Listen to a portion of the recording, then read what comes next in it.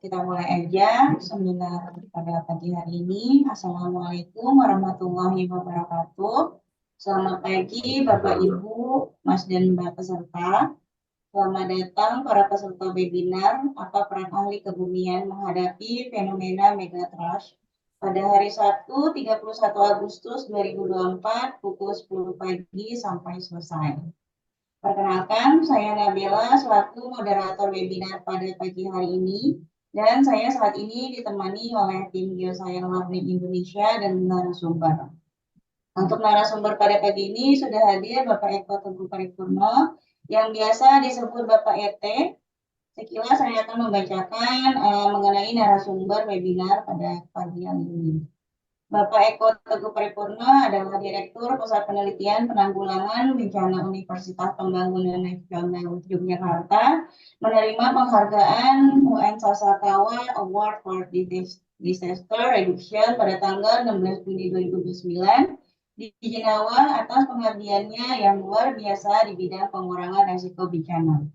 Bapak ET ini yang di lingkungan lembaga tempatnya mengabdi, UPN Veteran Yogyakarta, dikenal sebagai panggilan akrabnya Bapak ET.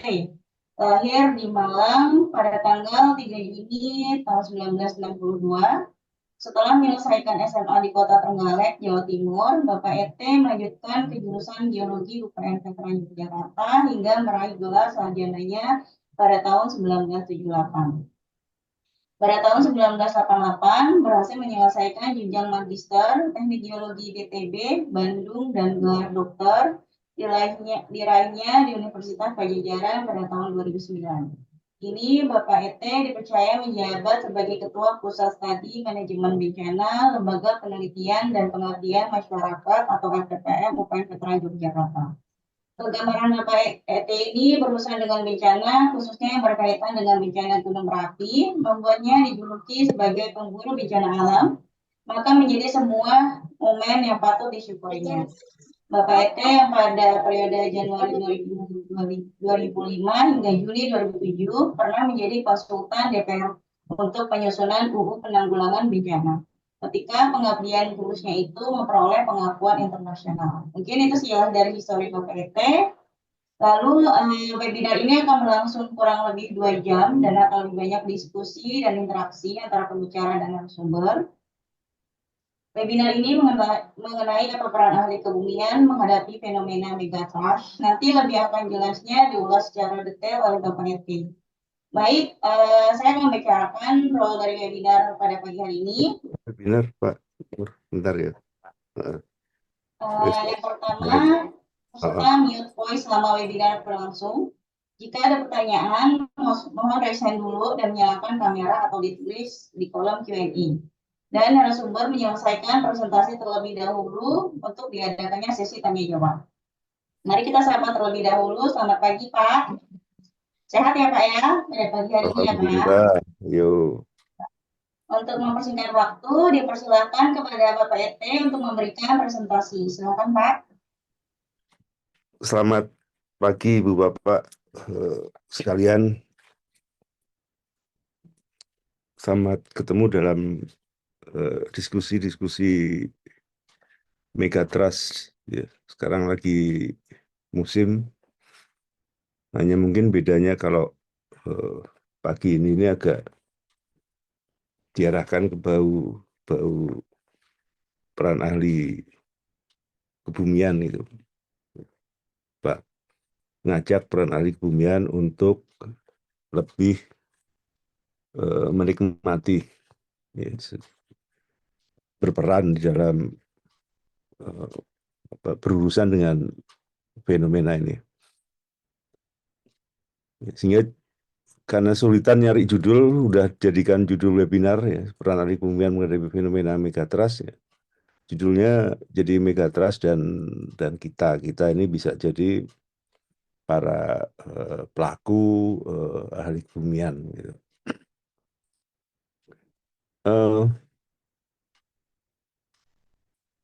Next, oke. Nah, lebih bagus itu. Nah, sebenarnya saya nggak pengen cerita tentang megatrust-nya gitu, karena udah banyak paham gitu.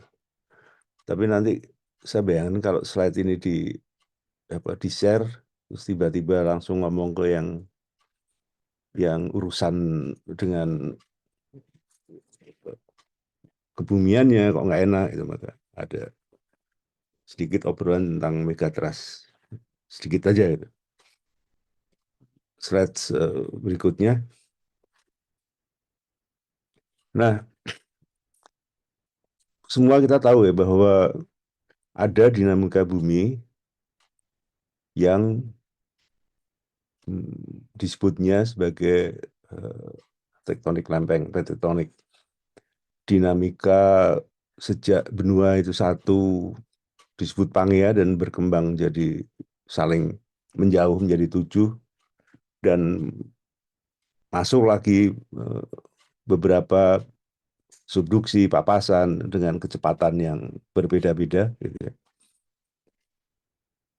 Jadi kalau kita bilang bumi itu diam, tidak itu. Bumi itu bergerak dalam sistem tata kelola tata surya yang Tuhan sudah membuatnya seperti itu gitu. Nah, sehingga lempeng memisah satu sama lain dan nanti pada saatnya bertemu yang masing-masing punya kecepatan. Di gambar itu ada panah-panah. Ini gambar yang paling sering disampaikan juga ketika ngomong tektonik atau di mata kuliah yang berhubungan dengan itu gitu. Kecepatannya mulai dari 1,1 senti sampai lebih dari 7. Nah, Indonesia itu dapat yang merah itu. Jadi oranye merah itu jelas di lebih dari 7. Nanti di lebih detailnya akan ketemu. Slide berikutnya. Akibat dari dinamika itu akan ada zona gempa dan melekat di dalamnya zona gunung api ini. Tapi gunung api kan kita tidak sedang ceritakan kan. Jadi zona gempa. Nah, di daerah-daerah subduksi. Nah, akan ada di situ tempat yang menunjukkan subduksi yang berhubungan dengan kehadiran gempa. Jadi gempa-gempa dangkal itu di biru, intermediate di tengah dan merah di dalam. Jadi disebut dangkal ya sekitar 30-50 begitu. Dan kadang ada yang bilang 70 di gempa-gempa yang ada di zona Benioff. Kalau dalam berarti dia di atas 150. Ya tergantung siapa yang menyampaikan ini. Tapi setidaknya di kisaran 50 itu yang gempa-gempa dangkal dan itu berurusan dengan kehadiran nanti ragam ancaman. Ya.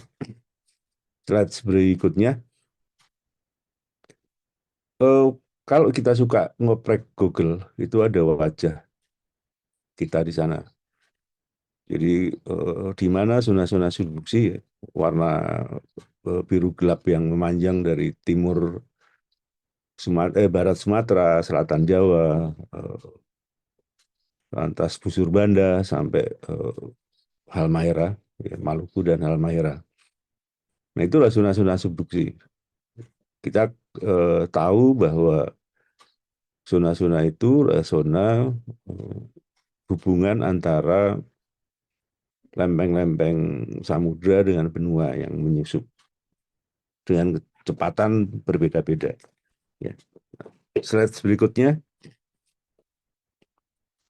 Nah, itu gambar lempeng di sekitar kita. Jadi ada Eurasia, ada Indo-Australia, dan ada kecepatan yang berbeda-beda. Jadi disebutnya Indonesia itu ada di sekitarnya ada 6,8 di Sumatera, 7,5 di Jawa, di Papua yang berpengaruh ke Busur Banda itu ada 12 karena lempeng Samudra Pasifik.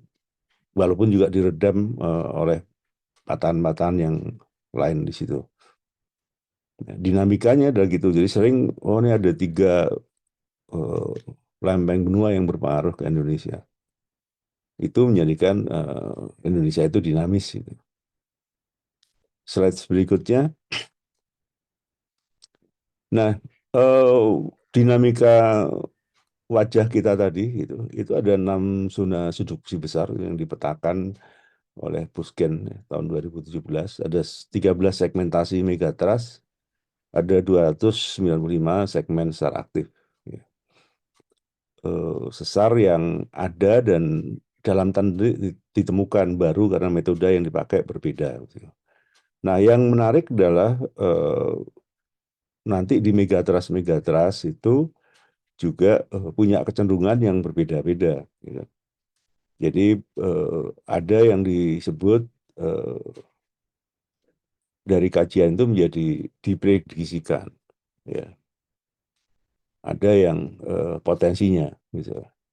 Nah, tapi juga beberapa peneliti prediksi itu hanya sampai besaran. Gitu. Kalau potensi itu lebih banyak lagi yang ini. Salah satunya misalnya kalau ada skenario gempa yang berakibat tsunami, yang diributkan itu adalah ketika potensi. Nah, yang menarik kalau kita browsing berita-berita itu, keributan itu terjadi pada teman-teman di Sumatera dan Jawa. Ya. Tidak terlalu di Papua, Sulawesi, begitu. Ya. Karena memang ada dinamika yang menarik. Salah satunya tentunya jangan lupa risiko bencana itu bukan hanya karena besarnya ancaman, besarnya gempa, tapi juga termasuk kelayakan infrastruktur yang ada, adaptasi terhadap gempa. Jadi kalau misalnya keributan itu ada di Jawa dan Sumatera, maka tebakannya karena risiko terbesar itu ada di Jawa dan Sumatera. Misalnya. Tebakannya karena Jawa dan Sumatera yang sebenarnya paling tidak siap terhadap itu. Nanti ada bagian-bagian mana sih, seperti apa sih, dan gimana peran kita. Nah, ini bagian dalam tanda petik ya, bacaan cerminan dari kenapa kita merespon informasi tersebut. Dan menariknya adalah informasi berulang yang sebenarnya sudah disampaikan banyak kali. Gitu. Slide berikutnya. Ini peta seismisitas di Indonesia yang beragam besarnya dan beragam kedalamannya, ya sampai saking sering keluarnya itu agak buruk. Minimal kita dalam tanda petik ya, sebenarnya harus biasa saja mendengar berita adanya seismisitas atau adanya berita gempa, yang biasa saja itu harus direspon dengan lantas saya ngapain gitu. Kita ngapain gitu. Ya kalau kita ribut tapi diem aja gitu, ya sama juga bohong misalnya. Jadi memang banyak gempa di sekitar kita itu. Dan di beberapa itu adalah gempa-gempa yang bahasa gampangnya gempa yang merugikan, yang banyak mematikan. Slide berikutnya. Nah, inilah gempa-gempa yang merusak dan juga gempa-gempa yang menghadirkan tsunami. Ya. Dari 2 slide sebelumnya, dan ini adalah data yang bisa kita akses secara mudah di BMKG. Jadi sebenarnya akan menjadi menarik kehadiran gempa itu tidak di semua tempat ya, dan tidak setiap saat. Gitu. Nah, tidak di semua tempat dan tidak setiap saat ini berimplikasi pada kecenderungan besaran gempa. Ya. dan kehadiran gempa. Kita akan tahu bahwa distribusi gempa, ya ada gempa-gempa orde pertama di subduksi ya, megatrust, atau turunannya di patahan-patahan. Jadi turunannya dari patahan Semangko, patahan Kepala Burung misalnya. Ya, ini. Slide berikutnya.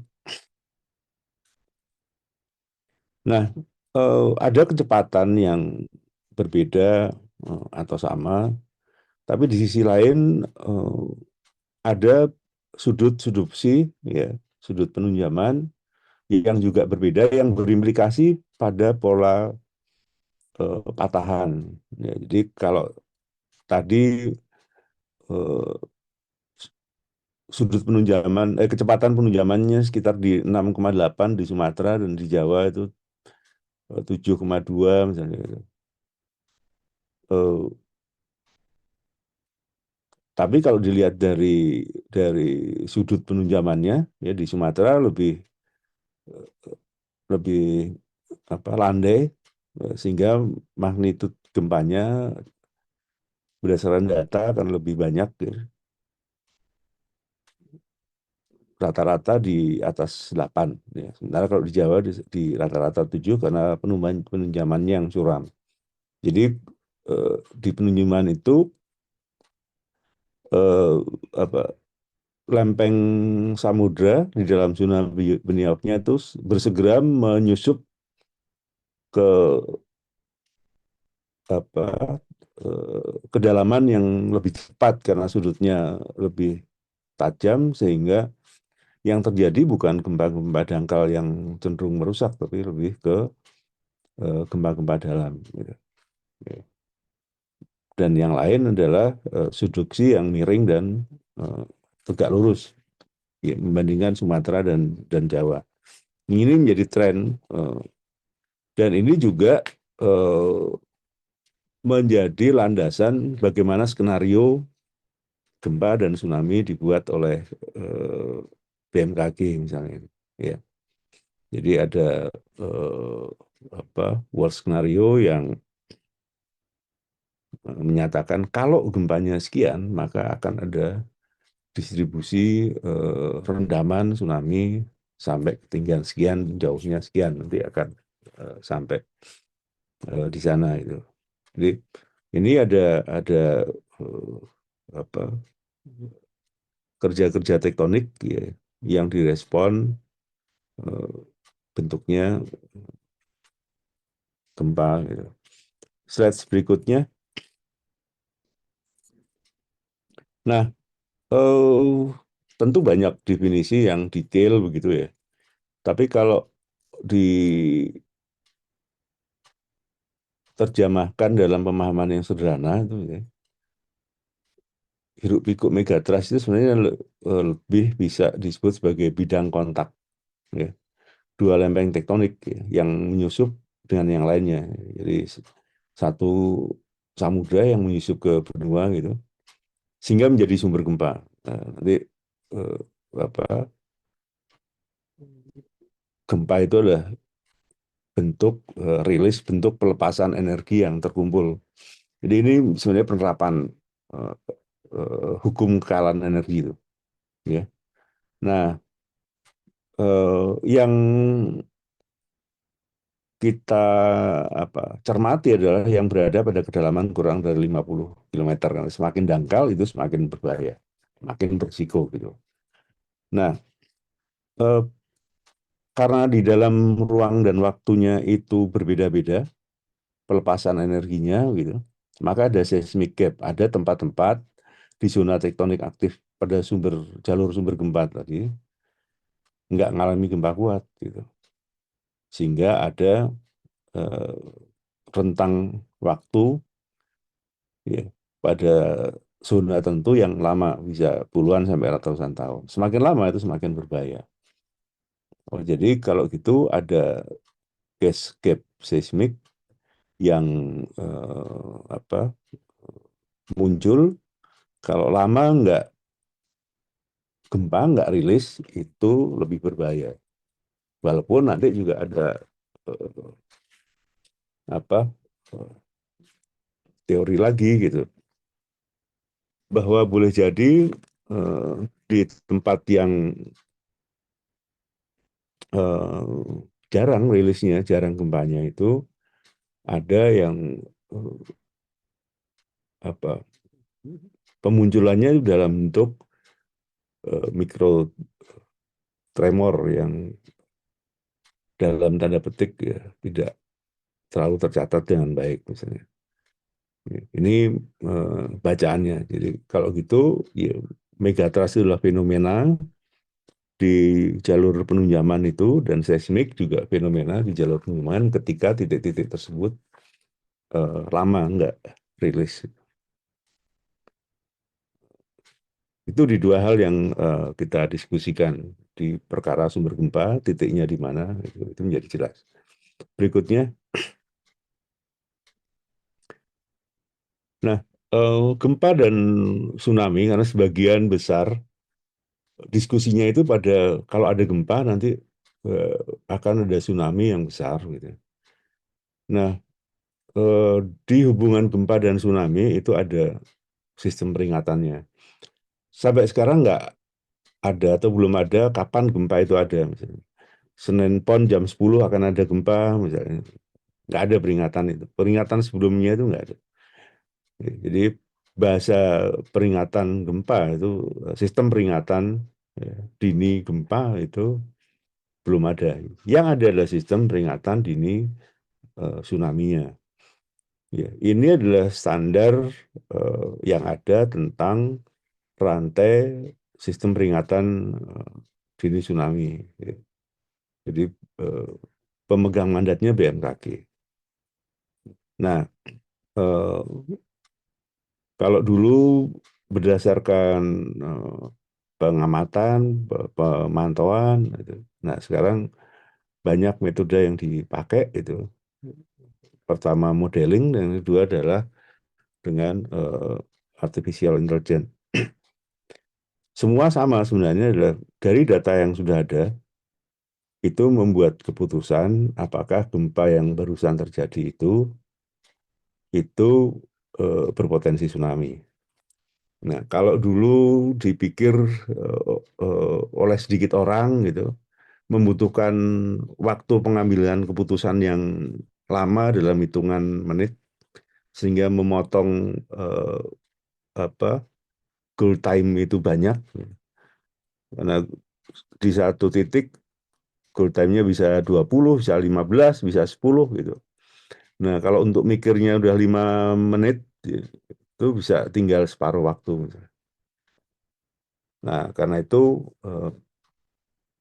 waktu menentukan keputusan itu semakin pendek dengan alat bantu yang banyak, dan eh, itu diinterfacekan setelah diputuskan ke lembaga-lembaga pemegang mandat.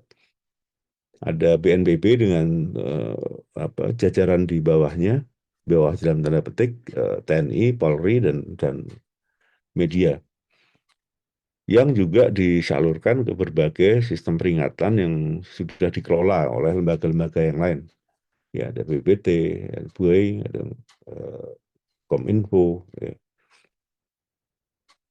yang akhirnya sampai ke warga. Dan sekarang semakin cepat lagi dengan adanya telepon pintar. Ujungnya bahwa kita harus sadar betul, belum ada informasi peringatan gempa, tapi sudah ada sistem peringatan tsunami. Pertanyaannya kan, seberapa sigap kita menerima peringatan itu, dan seberapa cepat kita merespon peringatan sehingga secara mandiri melakukan penyelamatan gitu. Nah, nanti ini yang ada di kita. Nah, selebihnya itu udah terserah kita aja.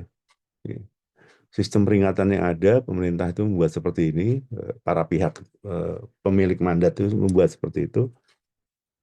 Setelahnya ya tergantung kita udah eh, di rumah-rumah ini mau ngapain itu. Ya. Jadi apa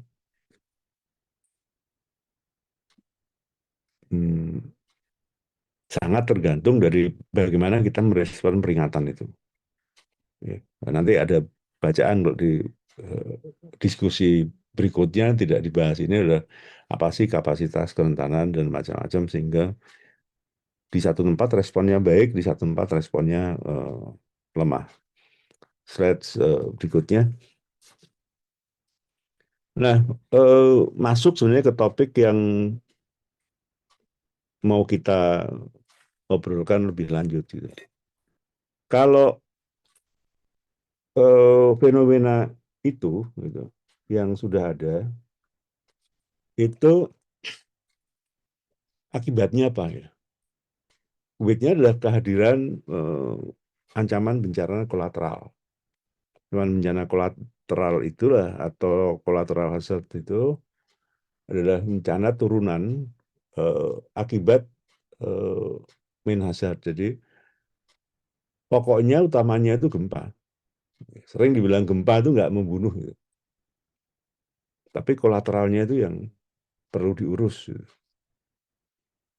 Nah, kalau gempa itu hulunya megatrust, hulunya seismic gap dan kejadian gempa yang sebenarnya nggak membunuh, gitu. Kita sebenarnya nggak harus meributkan itu, gitu. Yang harus kita ributkan itu kenapa kita nggak merespon secara penuh, secara baik. Gitu. Nah, pertanyaan kan di peran kita nih di pagi ini bicara tentang peran kita sebagai ahli kebumian. Kalau merasa kita nggak punya peran ya udah selesai memang udah gitu. Ya, misalnya ahli kebumian apa ada sih perannya di sini? Bukannya ahli kebumian itu perannya di urusan mineral energi, ya. Hmm. Nah ini eh, obrolan pagi ini juga mencoba mencermati ada nggak perannya di situ. Slide berikutnya. Nah, eh, kalau kita bicara eh, kesiapan, ya, kita tuh siap nggak sih? Kalau kita buka eh, Google lantas menulis megatrust gitu, maka nanti akan ada berita tentang misalnya Pemprov Jateng keluarkan edaran waspada ancaman gempa megatrust misalnya. Ya, Pemda Bantul mengingatkan akan adanya ancaman itu. Peneliti BRIN bilang eh, kayak tadi nggak ada waktu yang tepat. Pemprov Jateng keluarkan edaran bicara tentang gempa, bicara tentang eh, pasang sensor. Ada tips untuk melindungi diri dari ancaman. Jadi dari sekian apa informasi yang viral itu, gitu, sebagian besar bicara tentang kita siap enggak ya, gitu. Kesiapan, kesiagaan kalau ada megatrust. Gitu. Kadang-kadang juga ada lembaga-lembaga yang menggunakan kesempatan dalam kesempitan. Jadi ini karena ada megatrust maka kami ya, dalam tanda petik dagang kira-kira ini. Ya, salah satunya ya pertemuan kita ini juga produk itu kan. Jadi eh, diskusi ngobrol tentang ahli kebumian ke bencana itu kan jarang dilakukan. Nah, eh, jawabannya pilihannya kan kalau dibatasi hitam putih ya siap dan tidak itu. Tapi ada alasan siap kenapa, tidak kenapa. Atau kalau abu-abu ya siap, rada siap, kurang siap, tidak siap. Itu gitu kan. Tapi kan menjadi bagian mana gitu.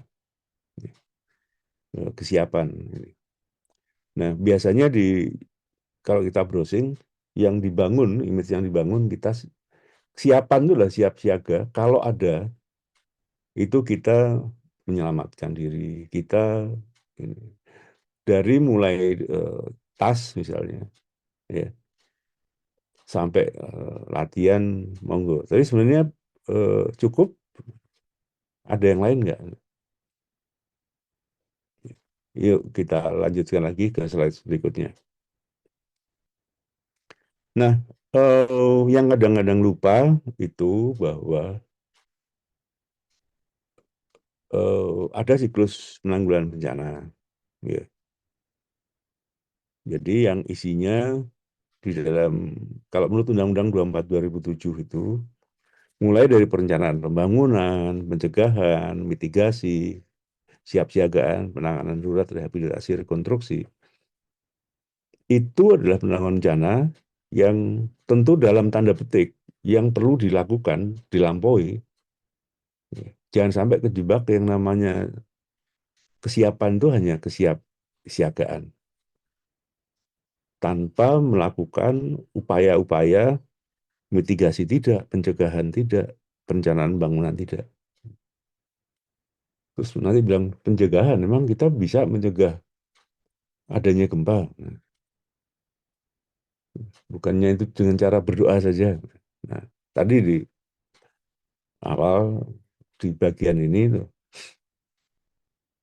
kolateralnya ya, yang kita urus. Nah, sehingga kalau kita bicara, ditanyakan, udah siap belum sih kita? Gitu.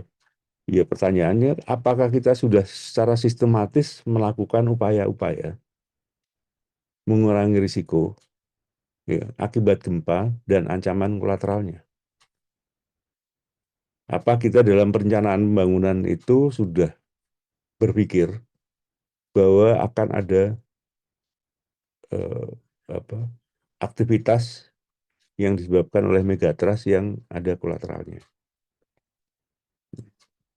Nah, kalau kita nggak mikir itu ya boleh jadi ya kita belum siap gitu. Ada PR-PR yang harus dilakukan. Itu secara konsep, nanti checklistnya seperti apa misalnya, itu eh, bisa di ini. Slide berikutnya. Nah, obrolan ini agak dibatasi misalnya, tapi lebih pada atau ditebalkan di cabang ilmu kita. Kalau saya sebut kita kan seperti judul webinar itu di kebumian itu. Kadang-kadang core-nya lebih ke geologi. Nah, kalau bicara geologi,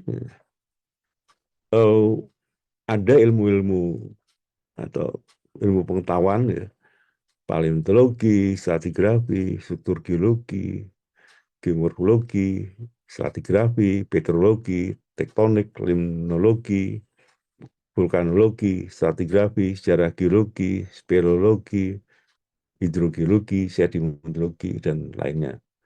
Kalau kebetulan teman-teman penyuka salah satu bidang ilmu yang belum saya sebut ya masuk di kategori lainnya. Misalnya bahasa itu palinologi, polen misalnya. Ya maaf. Atau saya yang masuk di palinto lah misalnya. Atau bidang-bidang yang bukan cabang dari ilmu geologi, ilmu kebumian, tapi ada teman-temannya. Ada geomatika, ada geokimia, ada geofisika, dan lain-lainnya. Ya, yang artinya penerapan yang lebih kental urusan matematika ke ini, ke geologi, matematika ke kimia ke geologi, fisika geologi.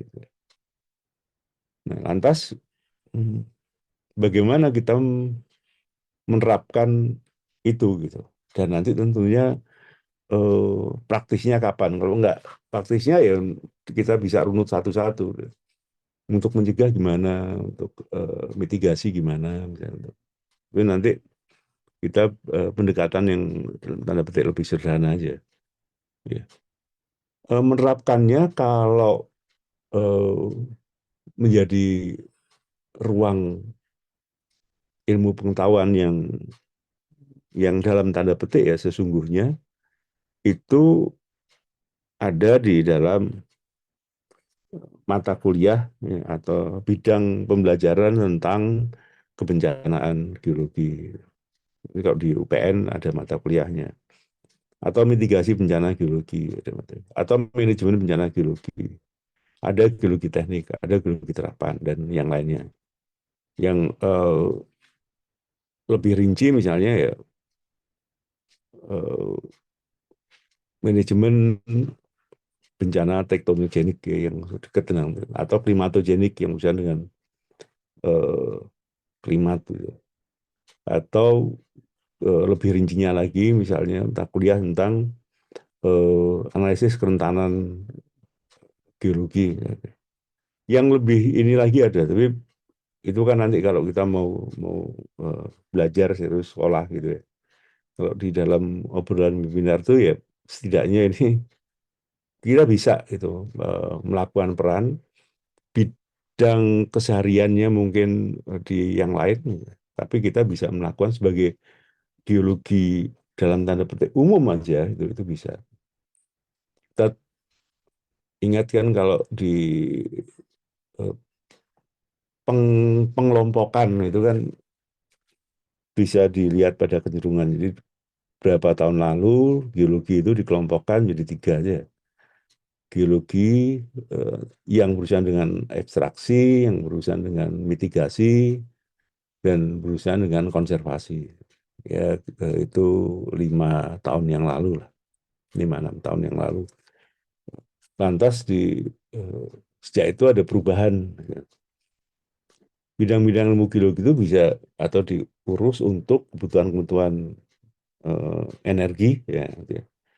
Jadi bisa minyak, panas bumi, kebutuhan-kebutuhan mineral, gitu, dan batu bara, kebutuhan-kebutuhan engineering, kebutuhan-kebutuhan konservasi, ya, dan lingkungan itu serta kebutuhan-kebutuhan mitigasi. Jadi dari bagi lima, bagi tiga menjadi bagi lima. Itu juga membuka wacana kita bahwa kita tuh bisa melakukan itu. Gitu. Eh, Slide berikutnya. Nah, jadi eh, sebenarnya kita tidak bicara secara umum bagaimana geologi itu berhubungan dengan gempanya, gitu. Tapi berhubungan dengan kolateral hazardnya sebagai orang geologi. Di kerja-kerja yang lebih sederhana, ya, biasanya kita bicara atau melakukan penelitian misalnya gitu ya, di geologi yang lebih dalam tanda petik murni, misalnya di geologi hazard atau geologi engineering itu adalah penyebabnya, sebarannya, mekanismenya, pemetaan atau pengajian karakter bahayanya. Misalnya. Ya. Eh, itu sudah umum banget. Gitu. Ya. Jadi kalau kita ikuti webinar-webinar di banyak tempat tentang ilmu kebumian, bicara tentang genesis pasti. Kenapa misalnya di Sumatera beda dengan di Jawa, misalnya. Kenapa di mana Aceh Barat beda dengan di Padang di Sumatera Barat misalnya. Kenapa di Jawa Barat Selatan beda dengan Jawa Timur misalnya. Terus seberapa ini mekanisme gerakannya seperti apa? Lantas petanya seperti apa? Jadi 4 hal ini informasi yang selama ini kita lakukan sebagai ahli eh, kebumian.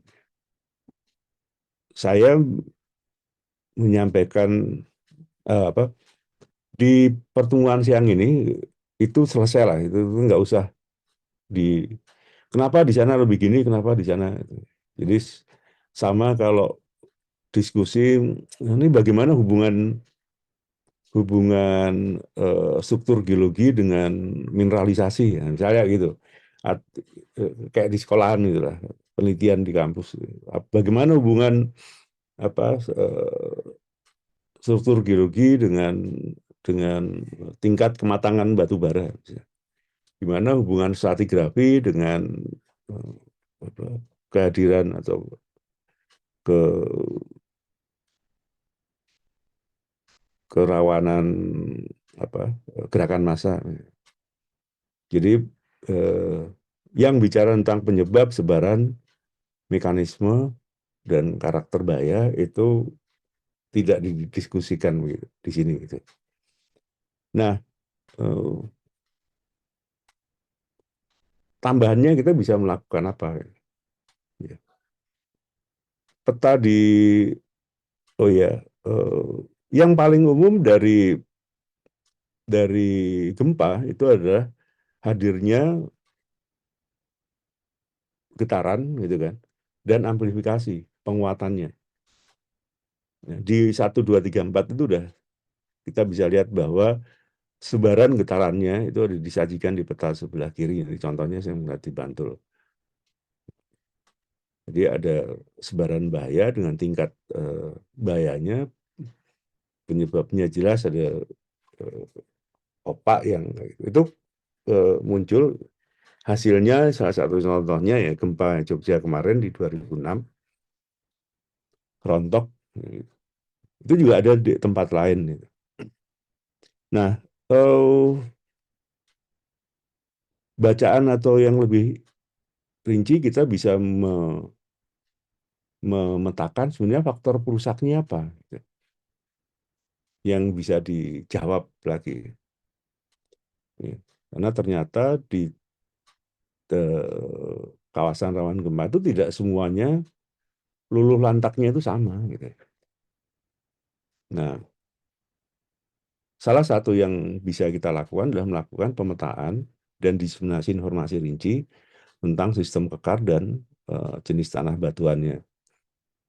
Ya, karena bagaimanapun eh, apa eh, kawasan itu tidak masif gitu. Seperti jadah gitu ya. Jadah itu kan satu nampan isinya sama. Tidak, tapi kayak kue lapis begitu kan. Nggak kayak dari si retakannya, dari sisi lapisannya. Tapi juga ada retakan-retakan ya. Pernah dengar kan dari orde pertama, kedua, dan seterusnya. Yang itu mendapatkan distribusi gaya. Pertanyaannya adalah, apakah pernah dilakukan cukup memadai distribusi rekahan yang itu berkontribusi pada daya rusak, ya, rusaknya, dan jenis tanah yang amplifikasinya itu berbeda. Gitu. Itu yang bisa dilakukan. Gitu. Nah, kalau itu ada, sudah dipetakan, maka kita bisa overlay dengan bagaimana sih kerapuhan hunian dan infrastruktur yang ada di atasnya. Gitu. Harusnya infrastruktur yang dibangun pada informasi eh, geologi yang baik, ya, atas rekahan dan jenis hidrologi, maka dia bisa mempertimbangkan ya, model apa bangunan, ya, hunian dan infrastruktur macam apa yang dibuat. Gitu. Ya. Nah,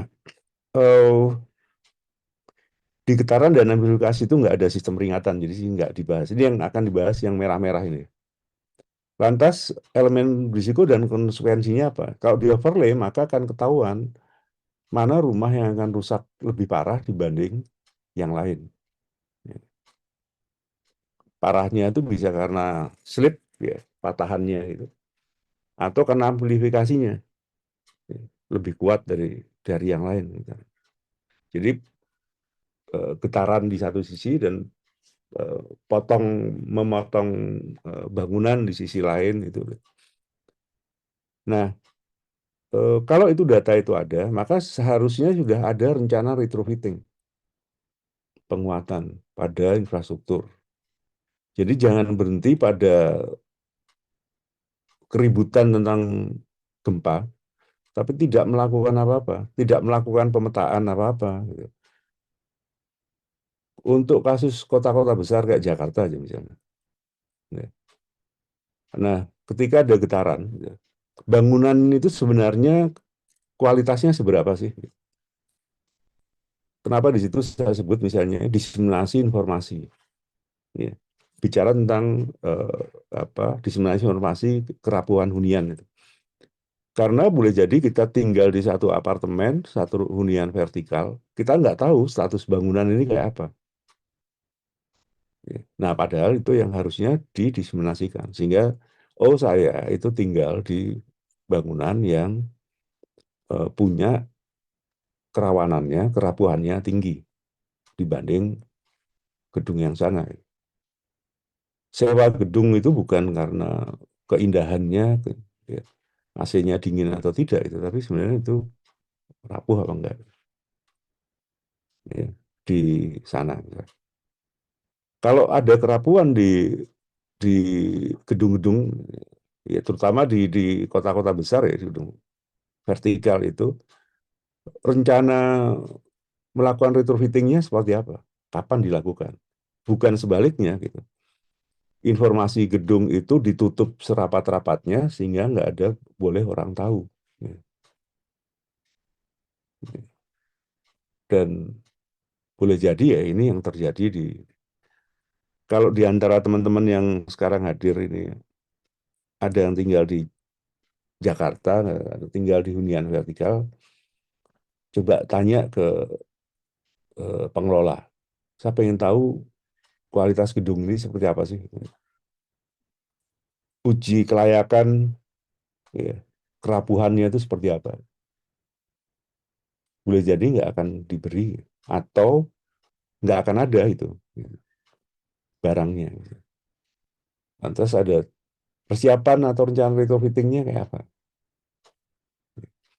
Kalau di rumah-rumah satu tingkat, di rumah apa tradisional itu nggak terlalu masalah. Nah, lantas kita akan ini eh, itulah strategi mitigasi pengelolaan risiko bencana yang eh, harus kita pahami dan kita lakukan. Gitu. Jadi mulai dari membaca kelebihan, kekurangan dari rumah atau infrastruktur kita. Saya itu kebetulan punya rumah yang beli di apa ya perusahaan pembuat rumah yang saya nggak tahu strukturnya seperti apa atau mungkin teman-teman juga akan kayak gitu dan nggak tahu yang ada modelnya begini tapi apakah memang benar kayak gitu oh tulangannya itu 12 beneran itu nggak diubah jadi 10 atau memang ada apa, perbandingan semennya gitu bener harusnya 16 17 nggak jadikan 115 ya. Nah ini seperti itu jadi kalau kita kebetulan hiruk pikuk bermegatrust setelahnya ini harusnya adalah mencari informasi tentang itu gitu. Kaitannya dengan strategi mitigasi dan pengurangan risikonya kita bisa melakukan itu karena itu eh, awam bisa melakukan. Syukur nanti kalau kita ahli geologi, saya bisa ngelihat di overlay yang ke atasnya tadi. Oh kalau gitu di sini di tempat yang amplifikasinya lebih tinggi, ya di tempat yang strukturnya bekerja itu struktur dan aplikasi itu tidak apa ya, tidak harus luas gitu. Mungkin satu anggaplah di sini mana di Jakarta itu ada atau di Ancol ada di misalnya di Kalibata gitu. Di banyak tempat kalau di Jogja itu juga ada. Boleh jadi strukturnya itu kena di blok A tapi nggak kena di blok B, kan gitu. Amplifikasi jenisnya ada di blok C tapi nggak kena di blok F. di vertikal. Lantas bagaimana kesiapsiagaannya? Ya. Jadi satu masalah dimitigasi tentang itu. Di kesiapsiagaannya kita coba, ada nggak sih jalur evakuasi dan tempat aman yang memadai yang tersedia di. Saya agak agak menekankan di hunian vertikal karena ini saya baru sadar aja bahwa hunian vertikal itu sangat berisiko. Ya. Jangan sampai hunian vertikal itu ruangnya cukup, orang tinggal di kamar, di rumah, di vertikal. Tapi ketika harus turun melakukan evakuasi, sistem evakuasinya bekerja apa enggak? Dan ketika turun ke bawah, ada nggak tempat yang aman, memadai? Nggak taunya itu isinya sudah mobil aja, orang nggak. Standarnya ya, itu satu orang 100 cm persegi. Jadi kira-kira 30 kali 35. Agar dia bisa kebutuhan orang berdiri. Nah, teman-teman juga bisa menghitung di apa tempatnya. Kalau di desa, di hunian yang tunggal, per rumah sekalipun itu ada jalan keluar, itu udah. Kalau di hunian vertikal ada nggak tempat lapang sehingga semua warga di hunian itu bisa keluar dari gedung dan menyelamatkan diri pada tanah lapang. Ya. Boleh jadi enggak. Nah, bagaimana itu? Belum lagi misalnya kebutuhan, kalau ada ambruk, tentu tempat evakuasinya itu harus di luar radius gedung itu kalau roboh. Pertanyaannya, tempat kumpul penyelamatan itu pada radius berapa dari. Kalau itu belum ada, maka sebenarnya tidak ada tempat aman dan memadai yang tersedia untuk evakuasi mandiri. Kenapa harus mandiri? Nggak ada yang harus nyuruh ketika harus evakuasi itu. Karena itu sistemnya harus bekerja. Nah, berikutnya bagaimana penegakan hukum, prasyarat keamanan hunian dan infrastruktur itu ditegakkan. Kalau itu nggak pernah ditegakkan, ya udah gitu. Ya kita tinggal di tempat yang tidak menjamin keamanan dan keselamatan.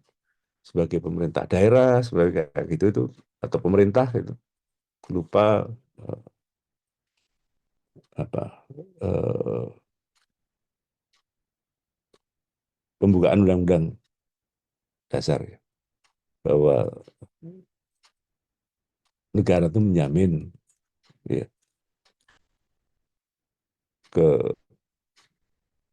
keamanan.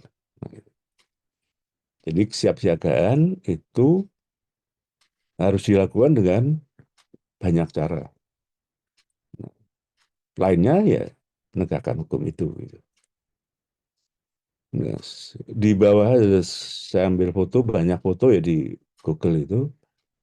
Ini yang bisa ditanyakan. Semua perumahan aja, hunian vertikal. Kalau warganya turun secara bersamaan, itu tempat evakuasinya itu aman atau enggak?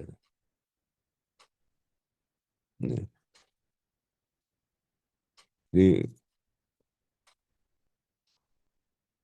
eh, hiruk pikuk tentang megatrust, misalnya yang salah satu megatrust itu kan titik ininya di Selat Sunda itu, yang di modelnya teman-teman bisa mencari itu sampai Jakarta. Ya, jadi eh, kita bisa berperan dalam memaknai itu. Ya. Oh ya, saya lupa. Peran ini tidak harus dilakukan secara profesional. Profesional yang kalau gitu harus digaji atau tidak, itu nomor dua. Nanti kita bisa bekerja di itu atau tidak. Apapun, ya kita boleh jadi eh, bekerja di marketing bank misalnya. Alumni ilmu kebumian tapi kerja di sana. Ya. Tapi rumahnya di hunian vertikal. Ya kita bisa mendorong proses itu terjadi. Ya. Jadi getaran dan amplifikasi. Berikutnya, iya ini merah tadi adalah contoh di Bantul ya. Berikutnya adalah tsunami. Tentang bagaimana kita memetakan penyebab, sebaran, mekanisme, dan pemetaan atau pengkajian bahayanya selesai. Nah, kita diskusikan lagi di berikutnya. Foto. Peta di samping itu adalah peta BMKG, ya, skenario rendaman tsunami dari kemungkinan terburuk. Nah, banyak sudah peta-peta yang disajikan yang semuanya skenario terburuk gitu. Ada catatannya nanti di situ. Ada apa? Ini kalau apa muncul karena kekuatan gempa berapa gitu di satu tempat berbeda dengan tempat yang lain dan kita bisa tahu. Oh, yang perlu dibaca lantas apa? Kembali kita pakai cara alat baca yang ini. Faktor perusaknya gimana? Gitu. Ya, kita harus memetakan, ya, dan mendiseminasikan, menyebarluaskan bagaimana kondisi pantai dan pesisir. Kondisi pantai dan pesisir, ya, biasanya menyangkut ketinggian, terjal atau tidak, terdiri dari pasir atau lempung, ada vegetasinya atau tidak, gitu. Ya. Kalau di Parangtritis itu misalnya ada kelihatan desa Grogol, dusun-dusun Grogol itu bisa segera naik ke bukit. Ya, tinggal ada nggak jalan evakuasinya. Jadi pantai pesisir itu sudah dipetakan secara detail dan disampaikan. Di sini adalah titik-titik yang terendam pada kedalaman berapa, belum ada kedalaman berapa. Ya. Lantas juga di sini bisa kita lihat sistem peringatannya. Sistem peringatan yang ada itu sudah memadai, bisa diketahui, dipahami oleh warga di sana. Dan kalau daerah wisata itu juga dipahami wisatawan. Apakah wisatawan misalnya ada warning harus unduh aplikasi info BMKG, sehingga wisatawan tahu. Ada Google di kawasan itu yang menunjukkan mana jalur evakuasinya. Nanti ini yang di bawah. Minimal peringatan itu diketahui oleh semua orang. Termasuk tentunya adalah peringatan bagi penyandang disabilitas yang berbeda. Wah, di sana ada sirinenya lengkap. Sirine itu untuk orang yang bisa mendengar. Bagaimana sih peringatan untuk? Nah, lantas pemetaan, diseminasi informasi kerawanan posisi hunian dan infrastruktur. Bagaimana kita memetakan dan menyampaikan. Oh, ada satu hal. Sistem peringatan yang baik itu sistem peringatan kalau orang tahu, dia akan merespon. Jadi di konvensi Bonn itu ada, kalau orang menerima peringatan itu berarti sampai merespon. Kalau nggak ada yang merespon, berarti sistem peringatannya yang salah. Gitu. Bukan orangnya yang salah. Gitu. Jadi, izin bentar. Nah, bagaimana kerawanan posisi hunian dan infrastruktur? Deliniasi rawan tsunami itu diterapkan nggak pada hunian-hunian atau bangunan di pantai yang rawan tsunami, di hotel, di guest house, ya gitu. Sehingga orang punya kesiapsiagaan nantinya yang berbeda di satu guest house satu dengan yang lainnya, di rumah satu dengan yang lainnya. Nah itu. Nah, eh, lantas ada nggak eh, upaya-upaya rencana melakukan mitigasi, ya, vegetasi dan non vegetasi di pantai, di pemukiman untuk perlindungan dan penyelamatan. Disebutnya di sini di pantai, ya, di pesisir juga, tapi juga di pemukiman. Jadi bisa orang juga bisa menyelamatkan diri naik pohon di rumahnya misalnya. Ya, kalau ada sekaligus itu harus ditanam. Jadi melakukan perlindungan untuk dirinya sendiri dari pohon yang ditanamnya sendiri. Gitu. Nah, kalau harus evakuasi, ada nggak jalur evakuasi yang memadai? Ya, kalau pantai itu jalan-jalan biasanya kan sejajar pantai. Mau di Palu, mau di Sumatera Barat, di Padang, mau di Parangtritis. Semua jalan itu jalan wisata. Sedikit jalan yang menjadi jalan evakuasi. Sehingga pasti ada keributan itu. Gitu.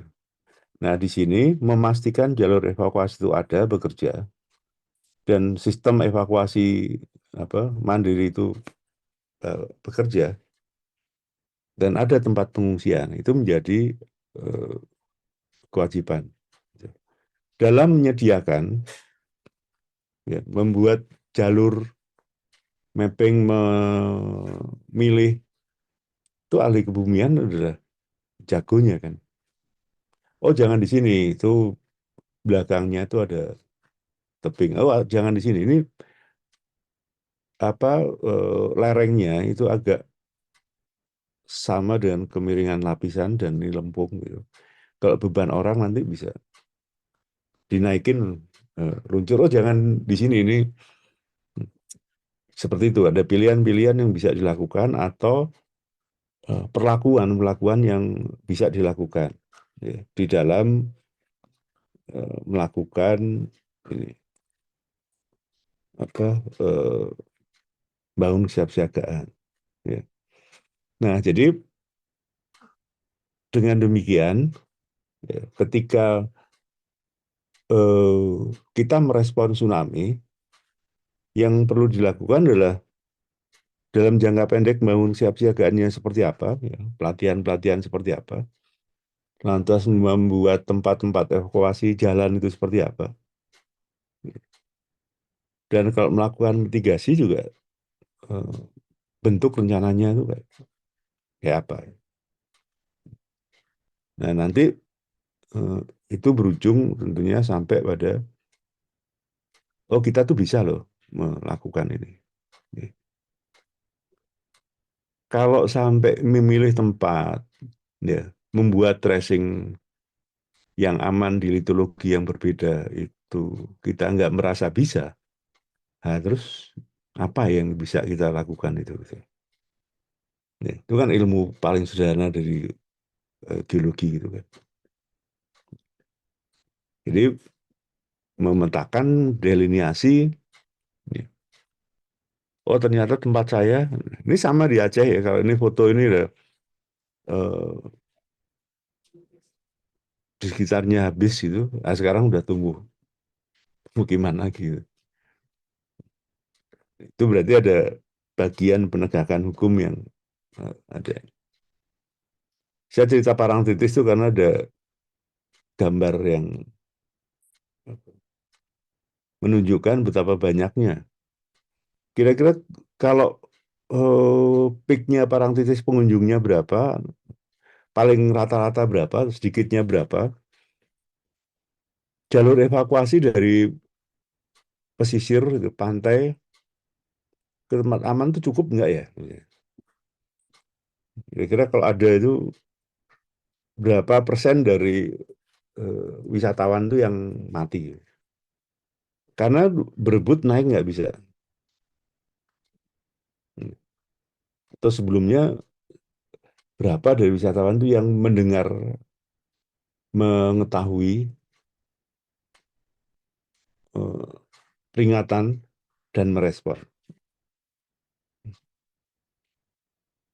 Ya, ini PR. Gitu.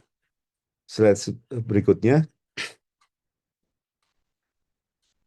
eh,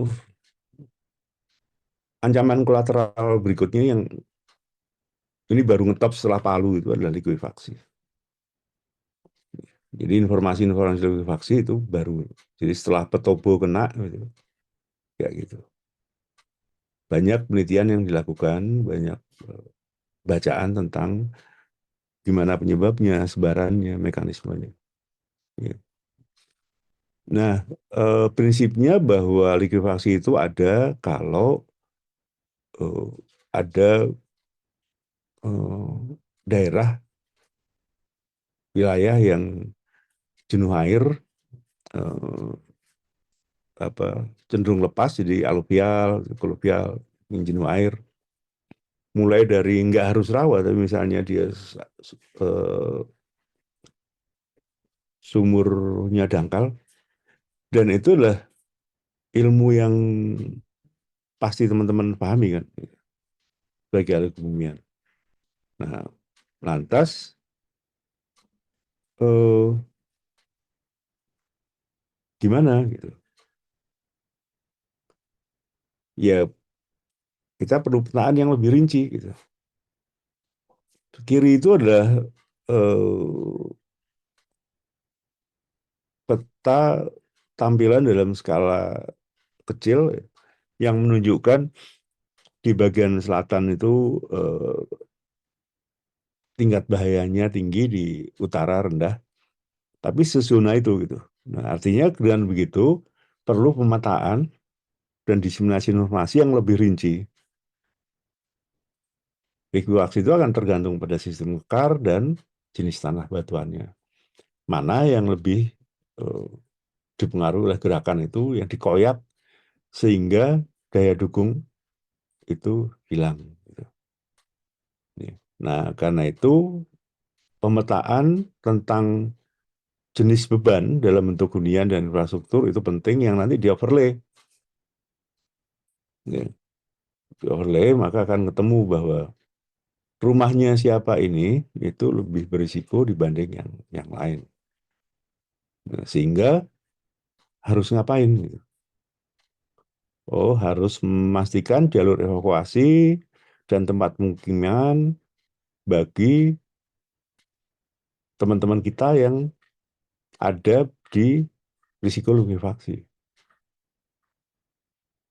Kan jadi begitu gitu ya. Seperti apa nih gitu. Itu di apa lakukan. Itu masuk di dalam strategi mitigasi dan pengurangan eh, risiko. Dari sisi apa eh, siapsiagaannya juga, bagaimana sistem itu bekerja, evakuasi mandiri itu berjalan. Nah, dengan demikian maka kalau kita punya akses kontrol terhadap kebijakan, kita akan bilang ya, untuk kawasan-kawasan yang berpotensi likuifaksi jangan ada pemukiman. Petobo itu menjadikan perumnas.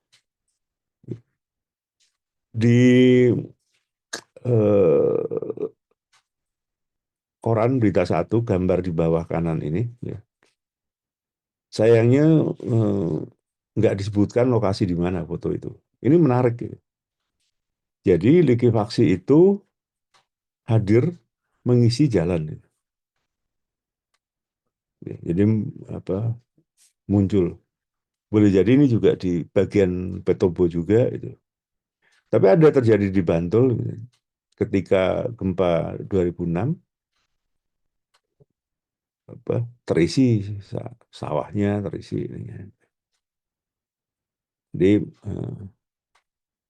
ada apa muncratan. Gitu. Nah, maka jangan membiarkan ada kebijakan yang membolehkan daerah-daerah yang berpotensi likuifaksi itu ada pemukiman yang bebannya berat. Gitu. Nah, slide berikutnya adalah longsor. Ini peta di skala kecil bisa ditunjukkan di sebelah kiri itu. Ya. Oh, ternyata ada kawasan-kawasan yang risiko longsornya tinggi ya, dibanding yang lain, maka kalau ada gempa itu menjadi bagian yang uh, penting gitu. Sama pemetaan skala rincinya tentang kondisi batuan, litologi, dan kemiringan lereng itu bisa kita lakukan. Sehingga nggak general segitu luas, tapi ada poin-poin sampai ketemu rumahnya siapa itu lebih berisiko dibanding rumah yang lain. Jadi pemetaan partisipatif di setiap dusun, desa itu menjadi kita bisa melakukan itu. Ya. Nah, sehingga overlapping terhadap kerawanan posisi hunian atau infrastruktur yang ada di situ. Nah, sistem peringatannya seperti sama gitu. Apakah sistem peringatan itu bekerja dan orang merespon untuk melakukan evakuasi. Dan ketika melakukan evakuasi, ada jalurnya enggak, ada tempatnya yang aman atau tidak. Nah, ketika bicara bagaimana strategi mitigasinya, ya sama. Ya, kita melakukan yang mitigasi vegetasi maupun non vegetasi. PR-nya kita melakukan meredam faktor pengontrol atau pemicunya gitu. Sehingga tahu, oh ini kita melakukan ini agar bisa mengontrol kemiringan. Kita melakukan ini agar bisa mengontrol pemicu di kandungan airnya. Itu kerja-kerja yang dekat ke geologi teknik tadi. Ya, dekat ke stratigrafi, dekat ke gitu. Nah, kesiapsiagaannya seperti apa tadi di tempat evakuasinya, jalurnya, sistemnya evakuasi bekerja atau tidak. Yang lain misalnya adalah jangan sampai ada kerja-kerja yang berkontribusi meningkatkan kerawanan. Foto di bawah itu agak bagus. Itulah foto longsor di dekat tambang di Setu, ya, jadiannya 2017, Tangsel. Ya. Jadi ketidakstabilannya dipicu oleh tambang. Di kasus ini nggak ada getaran langsung. Nah, mungkin kalau ada getaran akan lebih parah. Perlu diketahui kan bahwa Jakarta itu bukan tempat yang kosong dari patahan. Nah, kalau membiarkan ini menjadi fakta yang kayak gitu. Pertanyaannya, ini siapa yang menanggung kerusakan dan kerugian? Kalau yang menanggung dosa itu nanti Tuhan lah yang nambang di bawahnya dengan tebing terjal diambil hingga gampang longsor. Tapi sebagai pemilik kita yang punya misalnya punya mandat untuk itu membiarkan atau bahkan malah mengambil upeti dari kegiatan itu kan jadi aneh. Nah, teman-teman bisa melakukan pada batas mana sih kegiatan pengambilan sirtu itu boleh baik dilakukan dan sebatas mana tidak, gitu. Sehingga nggak meningkatkan risiko gempa yang memunculkan longsor ya, di banyak tempat. Ya. Di foto kiri bawah itu di Cianjur di 2022. Jadi Longsoran itu muncul setelah gempa. Di Lombok ya banyak, di Palu juga banyak ya. Hanya nggak terekspos kalah ngetop dengan ini. Slide berikutnya. eh, saya nggak dapatkan contoh kebakaran yang dipicu. Oh, contoh selain ya kebakaran dipicu oleh gempa selain di Pulau Bungin. Ini Pulau Bungin adalah pulau yang paling padat. Tapi banyak kota-kota yang mohon maaf ya, mungkin kata paling enak selam atau kumuh itu berisiko kebakaran lebih tinggi. Nah, contoh kebakaran itu di Manggarai yang kemarin itu. Dan yang menarik sebenarnya adalah damkar kejebak macet. Jadi, oh kalau begitu, apa sih yang bisa dilakukan? Gitu. Ya, pemetaan diseminasi informasi rinci tentang situasi, kondisi jaringan listrik dan gas sebagai turunan ancaman setelah gempa. Karena gempa kan bikin konslet itu. Lantas, sistem peringatan kebakaran itu seperti apa? Sehingga orang sirine, apa, kalau di hotel-hotel ada misalnya pancaran air setelah ada asap. Gitu. Ya. Atau kalau eh, ada kebakaran di satu titik, maka sistem peringatan jalan raya itu bekerja sehingga memulai mengosongkan jalan, nggak terjadi malah macet. Ya. Atau sebaliknya, gitu. Orang di 62 ini kan kadang-kadang tahu harus minggir malah di ini di depannya. Gitu.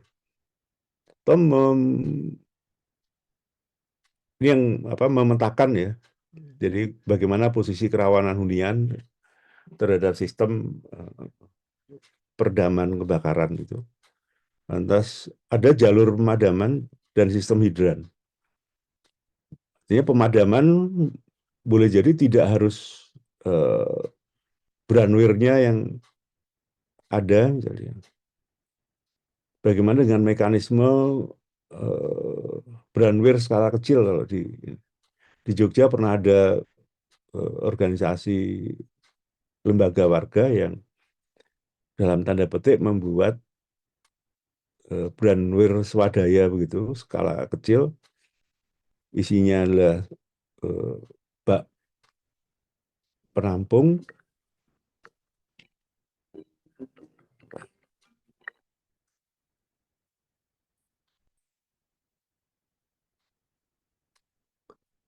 ada telepon masuk ya. Jadi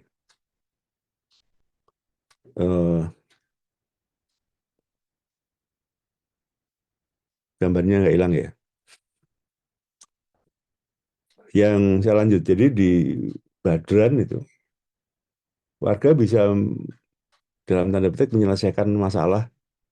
Ya, karena jelas di kampungnya itu karena di tepi sungai apa ya Winongo ya, Branwir itu nggak akan bisa masuk gitu. Jadi ada strategi mitigatifnya itu kayak gitu. Ya. Nah, eh, bangun kesiapsiagaan juga terjadi di sana. Mencari titik yang pas, apakah itu diambil dari sungai, ya. Kalau ada gambar-gambar yang kita bisa browsing itu ada sungai itu yang bersebelahan dengan titik kebakaran, tapi kita nggak menyiapkan sistem bahwa air itu bisa diambil dari misalnya eh, sungai tersebut. Gitu.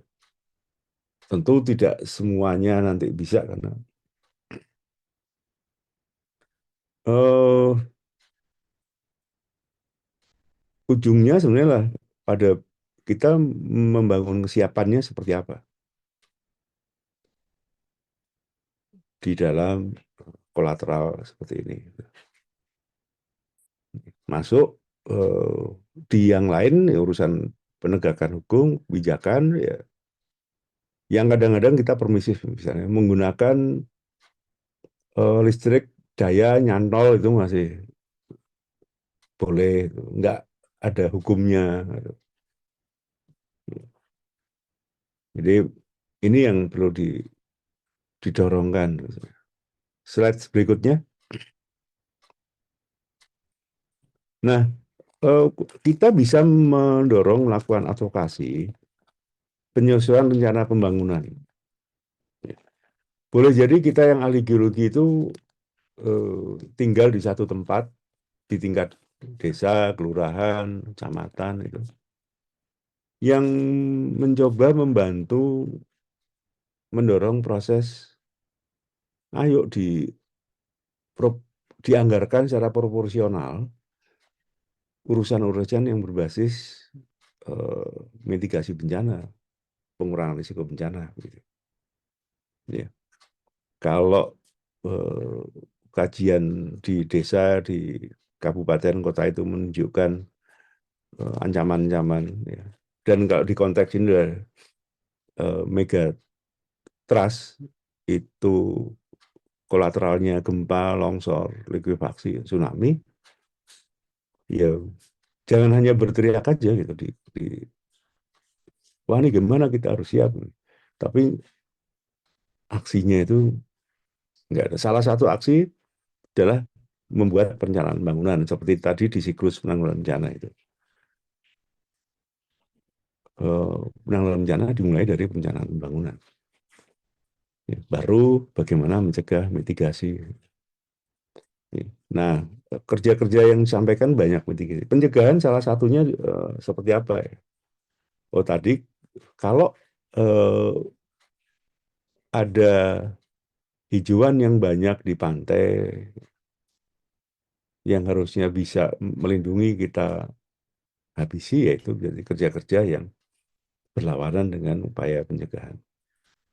Jadi ini bisa kita advokasikan. Slide berikutnya,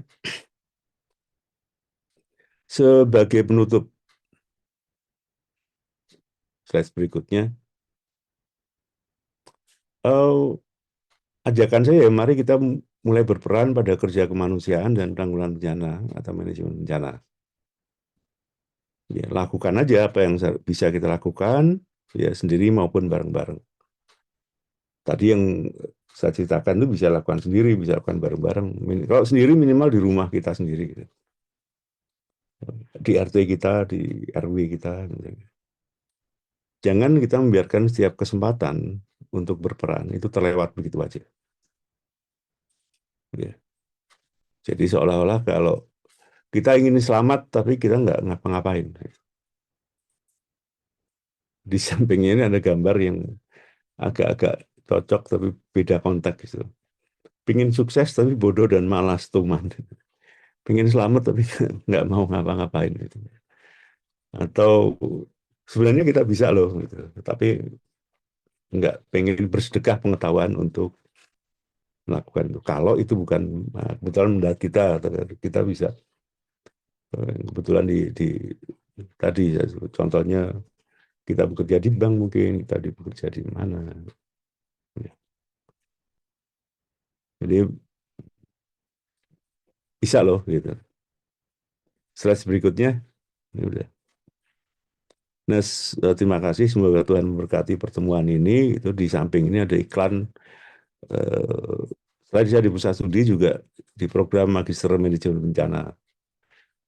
Yang lain juga di program Magister Teknik Geologi. Jadi, yang manajemen bencana ini ada silakan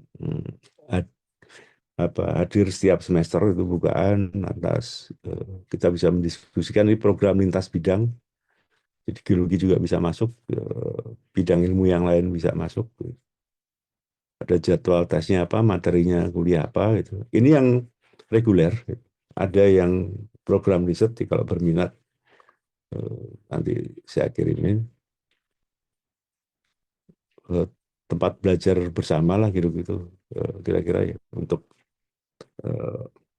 tentang kebencanaan, tentang kemanusiaan. Ya, slide berikutnya. Nah, silakan kalau ada yang bertanya ini. Terima kasih. Assalamualaikum warahmatullahi wabarakatuh. Waalaikumsalam. Persilakan untuk para peserta, Bapak Ibu, jika ada yang ingin ditanyakan, bisa unmute dan bertanya langsung dengan Bapak Ibunya. Ini ada pertanyaan Mas Isyam. Ya. Peringatan itu untuk tsunami. Seberapa sebenarnya kita bisa memperkirakan terjadi gempa dengan akurasi yang dapat dipertimbangkan, terutama untuk gempa di pusatnya dangkal dan membahayakan. Gempa itu hanya diketahui kecenderungannya berdasarkan tempat ya.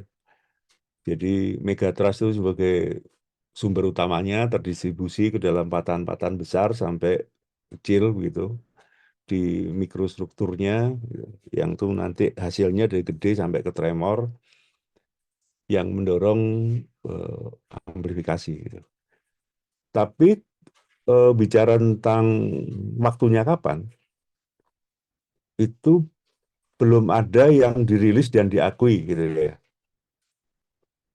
Ada sih berita misalnya metode ini bisa menentukan dan cocok. Salah satunya misalnya itu risetnya berlangsung terus ya, tapi berlangsung terus tapi tidak, atau penelitian berlangsung tapi belum dirilis sebagai ilmu yang diakui secara global, secara bareng-bareng. Contohnya, oh ini bisa kok ditentukan berdasarkan magnetisme, itu ada kelompok yang belajar untuk itu. Gitu. Atau gempa tempatnya udah jelas ya, waktunya itu dari sisi pendekatannya ke apa biodetektor gitu. Dari Cina meneliti tentang perilaku semut, ular, tikus, gajah gitu ya. Bagaimana perilakunya dalam setiap perubahan ada gempa, baik itu alam maupun bikin. Sehingga salah satu ini sapi itu punya respon terhadap gempa besar karena kayaknya nggak banyak atau nggak ada sapi yang menjadi korban ya, gempa dan tsunami. Artinya eh, si sapi ini selamat juga dari tsunami karena ini. Atau kucing, burung ya, punya perilaku itu masuk dalam biodetektor. Ya, untuk erupsi gunung api beberapa sudah perubahan sulfur ya, itu direspon. Ada putri malu, ada bunga matahari, itu bisa di dalam tanda petik di browsing. Atau setidaknya misalnya yang sering anjing angsa itu juga punya respon. Salah satu peringatan kenapa orang membuat eh, sistem peringatan yang buatan gitu. Karena indera kita itu nggak punya kemampuan seperti eh, hewan itu. Jadi merespon getaran, merespon bau, ya, merespon gerak. Gitu. Kita kan bisa, contohnya film yang kita lihat itu kan sebenarnya bukan suatu yang menerus ya. 1 detik berapa film itu mata kita tuh udah kelihatannya nggak terus-terusan gitu. Ya, tapi buat hewan itu nggak gambar, itu nggak ada gambarnya, masih putus-putus gitu. Salah satunya. Tapi belum ada rilisnya. Yang ada pasti post earthquake. Hitungannya tinggal berapa. Gitu ya Mas Hisam. Oke, ini ada pertanyaan Pak dari Bapak Kurnia ya. Ibu Kurnia ya, izin bertanya, untuk tsunami tadi diterangkan perumpamaan seperti di Aceh. Untuk Megatras sendiri itu bisa lebih dari itu, Pak. Itu yang Lebih dari Tanjung Pura. Sebenarnya kita tidak bisa mencegah gempa, namun apa strategi tanggap darurat yang paling efektif dalam menghadapi situasi itu. Nah, ini menarik. Gempa memang nggak bisa tadi di awal ya. mencegah gempa nggak bisa. Tapi mencermati kolateralnya, bencana kolateralnya itu yang, dan kolateralnya itu mensikapinya jangan hanya tanggap darurat saja gitu. Jangan hanya pas darurat saja. Mensikapi hanya tanggap darurat dan yang paling efektif apa ya, sehingga nggak usah melakukan yang lain, kita tuh udah selesai misalnya gitu. Ya. Eh, Termasuk di daerah terpencil. Kalau mau di skala prioritaskan, itu memposisikan satu dari sisi tempat. Tempatnya tolong tidak di daerah yang dekat dengan kolateral. Jadi tidak dekat dengan pantai yang rawan gempa, tidak dekat dengan daerah yang ada likuifaksi, tidak dekat dengan eh, tempat yang gampang longsor. Ya, itu. Dua, tempat bikin bangunan yang adaptif terhadap semua kolateral tadi. Bikin bangunan kalau eh, rigid, ya kuat gitu, beton semua ya boleh bagus. Tapi pilihan yang lain adalah yang adaptif, ya. Jadi bergerak gitu. Kayu, bambu. Pasca tsunami Aceh, gempa dan tsunami Aceh itu, rumah-rumah Nias itu ngetop betul. Rumah kayu yang nggak rontok di Nias Selatan itu. Padahal yang lainnya rontok. Jadi tidak saat ada gempa gimana kita siap siaga gitu. Tapi ada tindakan-tindakan yang harus dilakukan. Bagaimana upaya mencegahnya, mencegah terhadap eh, kolateralnya. Ini kan yang tadi saya sampaikan. Nah, ketika bahkan tanggap darurat itu responnya adalah secepatnya kita ke tempat keselamat. Pertanyaannya bahwa disiapkan nggak tempat untuk kita menyelamatkan diri? Jalannya disiapkan atau enggak? Jangan berpikir kita bisa eh, apa siap merespon gitu ya dalam tanggap darurat, sementara jalan evakuasinya nggak disiapkan. Kapan? Ya sekarang ini sebelum ada gitu. Jangan sampai kita nggak ngapa-ngapain, lantas berharap kita itu bisa merespon, melakukan tanggap darurat secara efektif. Nggak mungkin gitu. Mau evakuasi cepat, tapi nggak ada jalan evakuasinya. Mendengarkan peringatan, tapi HP ini nggak ada apa namanya aplikasi yang berurusan dengan itu. HP kita mungkin ada TikTok ya kan, ada FB, tapi inaris personal ada nggak? Misalnya gitu. Oh nggak ada. Lantas apa namanya info BMKG ada nggak? Oh, ternyata nggak ada. Oke. Jadi eh, kalaupun kita misalnya di daerah terpencil ya tadi, ya milih tempat yang dari tempatnya diselamatkan dulu, baru nanti kita bicara waktunya gitu. Ya, oh, kalau gitu kita melakukan ini. Kalau tempat dan waktunya udah dipikirkan, baru nanti barang-barang yang dibawa. Ya.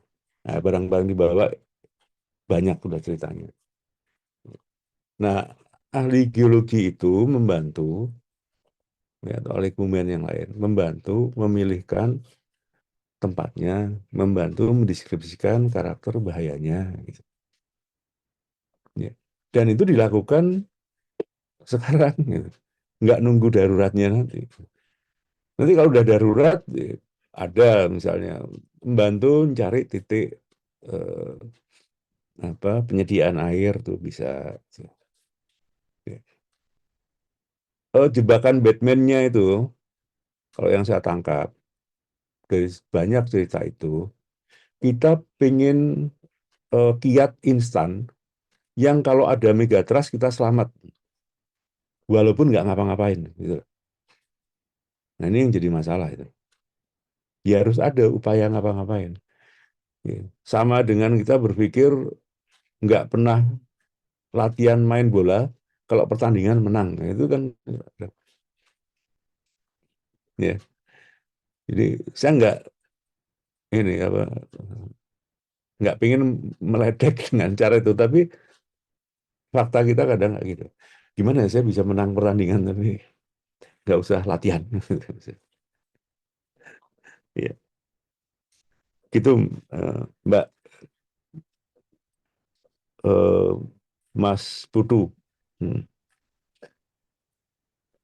Waduh, ini sebentar Mbak Nia. Jadi izin bertanya, untuk tsunami tadi diterangkan perumpamaan seperti di Aceh. Untuk megatrust sendiri bisa lebih dari itu kan? Ya, megatrust itu di saya jadi megatrust itu adalah fenomena ya subduksi yang ada tadi mungkin tolong bisa disampaikan gambar dari Google tadi, ditayangkan Mas. Itu fenomenanya. Aceh itu salah satu ekspresi dari dinamika megatrust. Naik ke atas, Mas. Ya, terus kayak gitu. Nah, besarnya itu kayaknya atasnya lagi deh kayaknya. Ingat saya, atasnya lagi. Nah, ya, megatrust itu adalah garis gelapnya itu.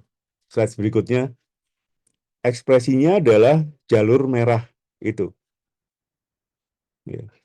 Nah, tidak semua megatrust punya potensi yang sama. Tergantung dia di seismic gap seperti apa. Aceh itu salah satu tempat yang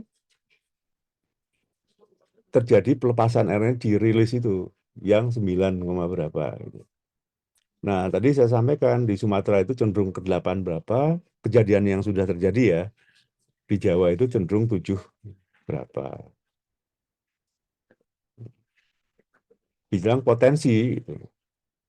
Tapi apa prediksinya kapan itu nggak ada. Makanya di flyer sekarang udah banyak. Bukan prediksi tapi potensi. Gitu. Terima kasih Pak Ete atas jawabannya. Dari Bapak Ibu ada yang ingin bertanya lagi? Cukup, baik. Terima kasih Pak Ete atas Ya, makasih penjelasan kembali. pastinya. Mohon maaf apabila ada salah kata. Dan terima kasih juga kepada para peserta yang sudah join pada pagi hari ini, baik yang bertanya dan sudah ikut hadir. Kurang lebihnya mohon maaf. Sampai ketemu lagi di acara webinar selanjutnya. Assalamualaikum warahmatullahi wabarakatuh. Waalaikumsalam warahmatullahi wabarakatuh.